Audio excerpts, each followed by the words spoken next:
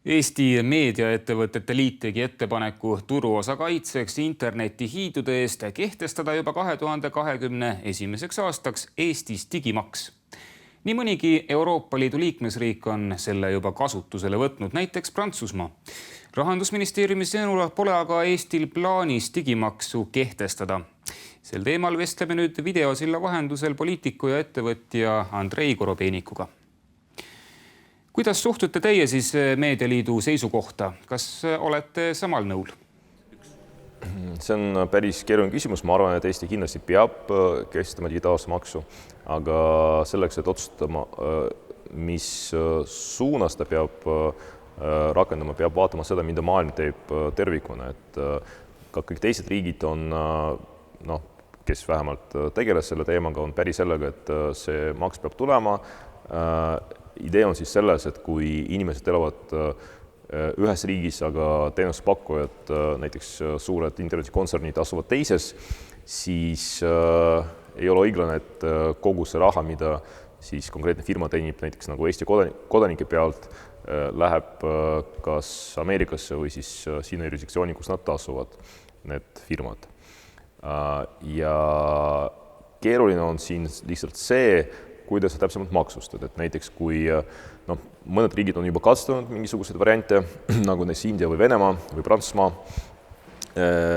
küsimus on selles, et mida sa maksustad. Kui sa maksustad reklaami, siis see on üsna lihtne. Sa võid tegelikult küsida firma käest, palju nad siis teenisid näiteks Eesti kodanike pealt reklaamiraha ja võtta siis seda, aga reklaam ei ole ainuke sissetulek, et paljud firmad teenivad näiteks andmete pealt ja seal on üsna keeruline täpselt öelda, mis see summa on.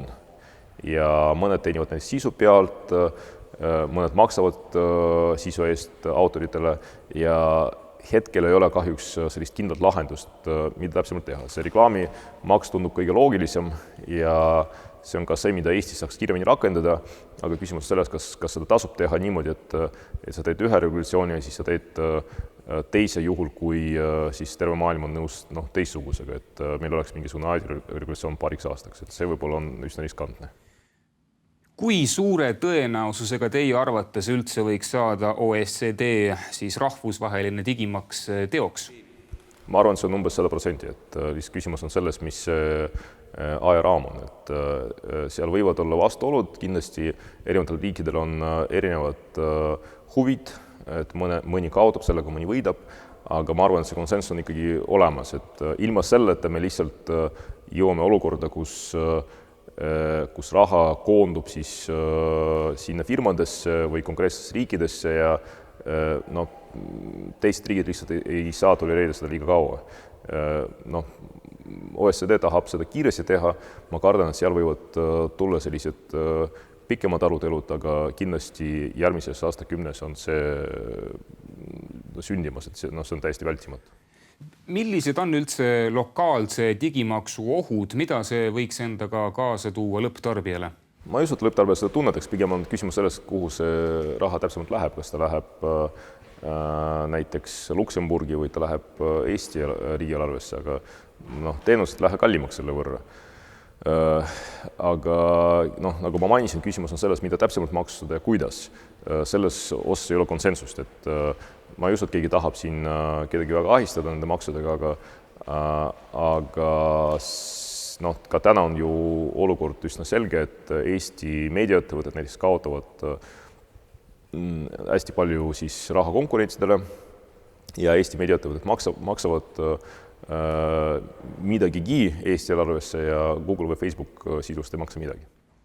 Prantsusmaal kehtib täna lokaalne digimaks, ometi selle kehtestamine läks president Emmanuel Macronil üle kivide ja kändude, tekkis ka olukord, kus USA ja Prantsusmaa olid justkui majanduslikus mõttes tülis. Mida me Prantsusmaa kogemusest saaksime õppida?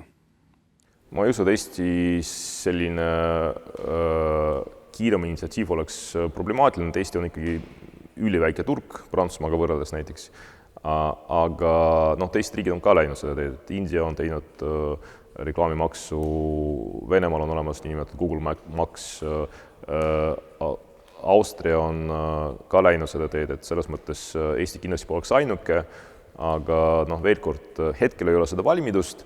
Minu poolest muidugi me vähemalt võiksime selles debatis aktiivsemalt kaasa lööma, et Eestil on päris arenenud internetisektor, meil on päris pikaajalised kogemused ja me kindlasti võiksime öelda, kuidas täpsemalt meie arvates võiks teha, et meil tegelikult praegu seda debati valmidust isegi ei ole, et sellest on kahju. Andrei Korobeinik, aitäh nende kommentaaride eest.